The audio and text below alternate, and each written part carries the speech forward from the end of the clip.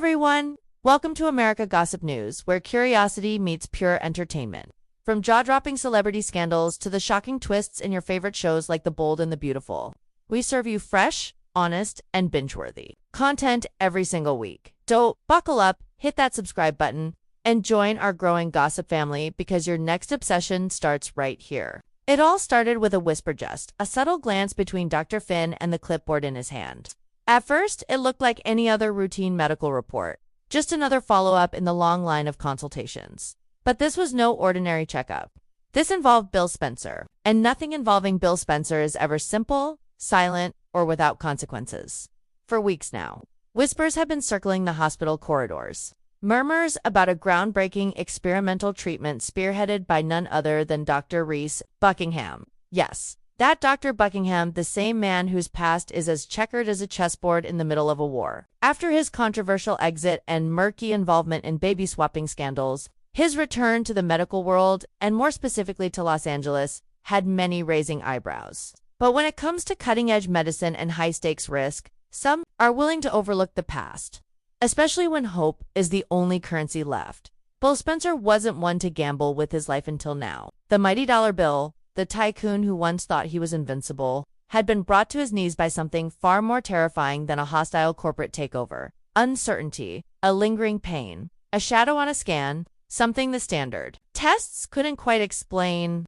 Enter Dr. Buckingham, with a charm as smooth as ever and a proposition too tempting to ignore. But here's the catch. Reese's experimental treatment wasn't FDA approved. It was barely peer-reviewed, and it came with more questions than answers. Still, for a man like Bill who built empires from nothing and faced enemies far more dangerous than any disease, it was worth the risk. Or so he thought. Finn, ever. The meticulous and ethical doctor couldn't shake the feeling that something was off. The moment he reviewed the initial data from Reese's procedure, red flags lit up in his mind like warning sirens. Dosages that didn't align with protocol, gaps in the monitoring data, and most concerning of our Reese's habit of deflecting questions with charm instead of facts. At first, Finn tried to give his colleague the benefit of the doubt. Maybe Reese had developed something revolutionary.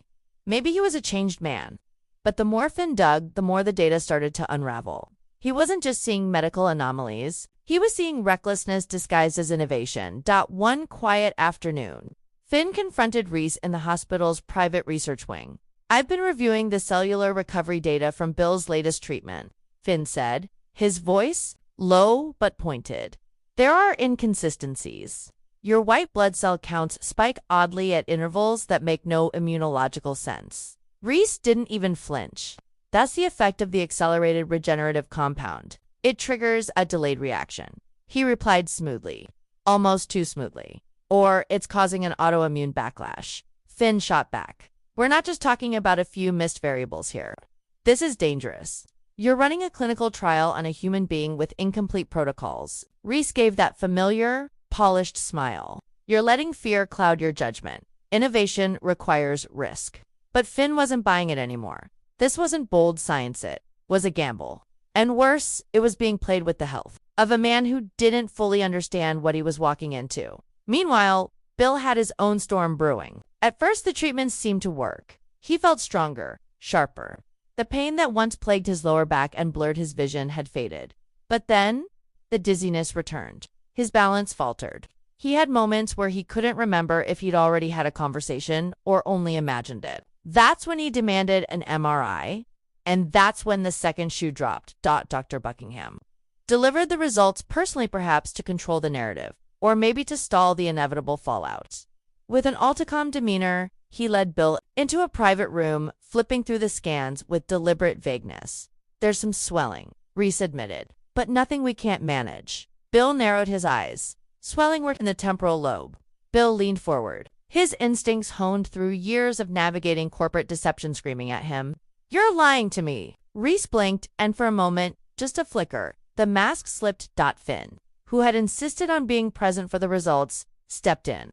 "Bill, the MRI shows neuroinflammation in multiple regions, areas that affect memory, cognition, and motor control. The treatment may be accelerating certain neural responses, but it's also overloading your central nervous system. We don't know what long-term damage this could cause."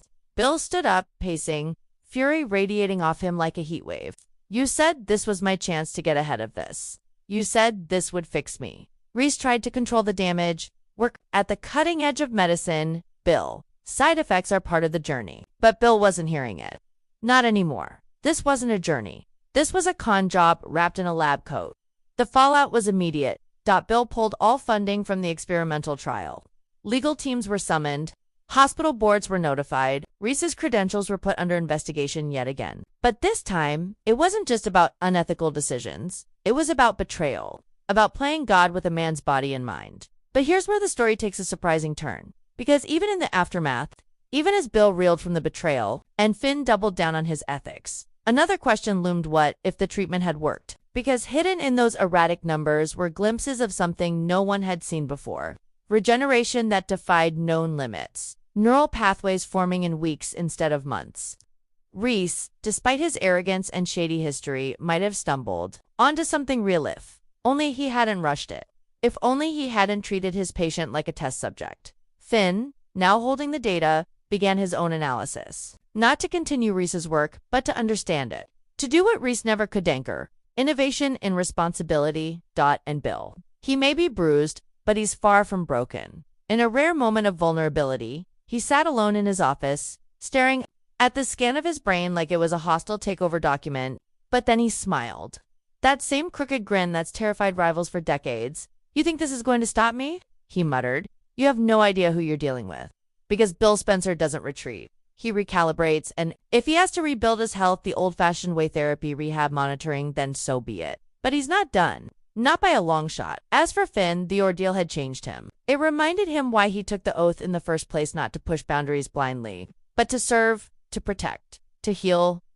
In the weeks to come, Reese's trial would be dissected by regulatory bodies. But even as the scandal made headlines, another story began to emerge of a doctor who stood up when it mattered, and a billionaire who refused to be a victim. And somewhere in the shadows of that story was a breakthrough waiting to be born. But not yet, not recklessly, not without safeguards, because science without ethics is just another form of ambition. And in Los Angeles, ambition is the most dangerous drug of all.